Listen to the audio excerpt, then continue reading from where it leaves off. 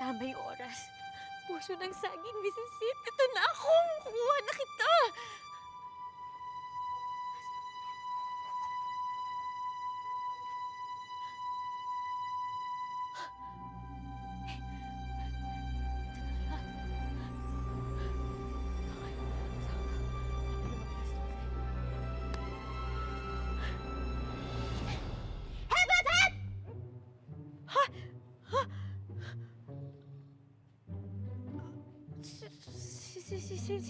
Sino yun? May tao ba dito? Walang tao. Pero matching meron.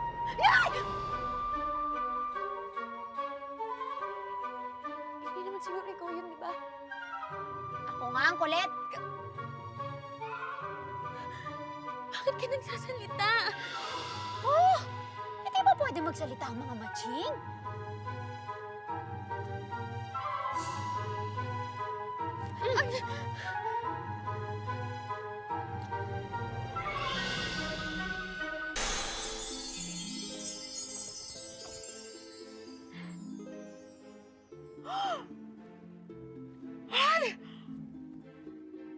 Sino ka? Oh, thank you for that wonderful question.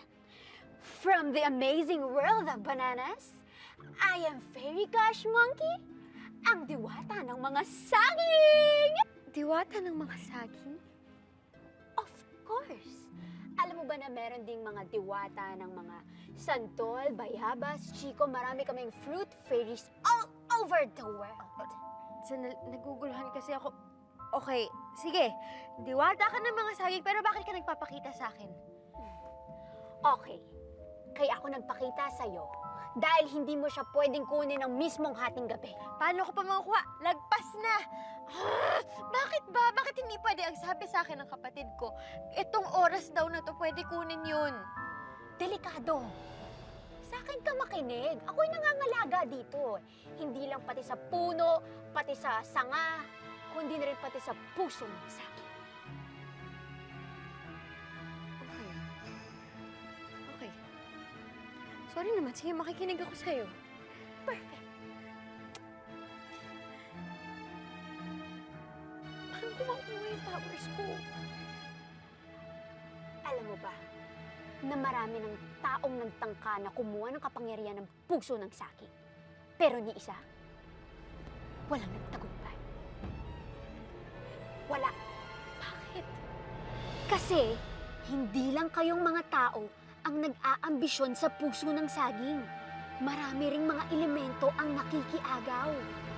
May tikbalang, kapre, aswang. Pero tanging tao lang ang pwedeng makasalo ng bato mula mismo sa puso ng saging. Kaya gagawin ng mga elemento ang lahat para kunin ang kapangyarihan pag nasa loob na ng katawan ng tao. At mas malakas ang kapangyarihan ng mga elementong mang-aagaw kapag eksaktong hating gabi mo nilunok ang bato. Pwede kang makipaglaban ng ilang minuto. Pero sa mga nakita ko, wala pa ni isang nagtagumpay. Ala, sandali. Fairy Gosh Monkey, paano ko makukuha yung superpowers? Paano ako makakatulong na hindi ako pumapalpak? Aww, ang sweet mo naman. Kakatouch. Don't worry, mabuti ang iyong puso at may busilak ka na kalooban. Kaya well-deserved mo naman ang puso ng saging. Thank you so much, Fairy Gosh. Ikaw naman. Pero, sandali, paano ko nga makukuha? May isa pang paraan, girl. Anong paraan? Hindi umaagaw ang mga elemento kapag umiilaw ang puso ng saging. At umiilaw lang ito kapag may nangyayaring panganib sa paligid.